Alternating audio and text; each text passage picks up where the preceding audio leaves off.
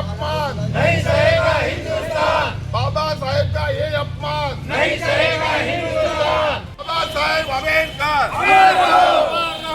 આજે આવેદનપત્ર આપવાનો કાર્યક્રમ આજથી 2 દિવસ પહેલા દેશની પાર્લામેન્ટની અંદર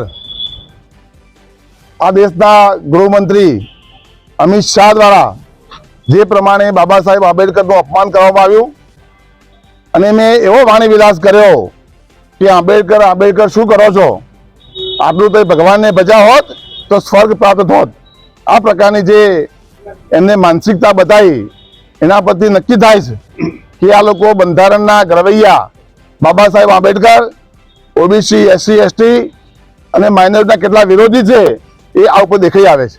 એટલે જે પ્રમાણે એમને વાણી વિલાસ કર્યો છે તેના ભાગરૂપે સમગ્ર દેશની અંદર જ્યારે એમના વિરોધમાં જ્વાળામુખી ફાટ્યો છે એના અનુસંધાને આજે ખેરાલુ તાલુકા કોંગ્રેસ સમિતિ દ્વારા પણ આવેદનપત્ર આપી અને સખત શબ્દોમાં એમને એ વાણી વિલાસ વખોડીએ છીએ. અને આજના તબક્કે અમારા માટે બાબા સાહેબ આંબેડકર ભગવાન સમાન છે, ભગવાનથી પણ ઉપર દરજ્જો છે. કારણ કે બંધારણનો જે દરજ્જો આપ્યો છે અને બંધારણમાં જે હક અને અધિકારો આપ્યા છે એ અમારે ગીતા અને મહાભારત કરતા પણ મહાન છે. એટલે આજે અમે એ આંબેડકર સાહેબને જે અપમાન કર્યું છે એટલે અમિત શાહનો વિરોધ કરવા માટે એકઠા થયા છીએ. અને આ તબક્કે અમે એનું રાજીનામું માગીએ છીએ અને જ્યાં સુધી રાજીનામું નહીં આપે ત્યાં સુધી આખા દેશમાં એમના વિરોધમાં કાર્યક્રમ ચાલવાના છે. એના ભાગરૂપે આજે ખેરાલુનો પણ કાર્યક્રમ કરવામાં આવ્યો. આગામી સમયની અંદર શું કાર્યક્રમ રાખવામાં આવશે? આગામી અમે આજે સાંજે 7 વાગે અમિત શાહનો પુતળા દહનનો કાર્યક્રમ કરવાના છીએ.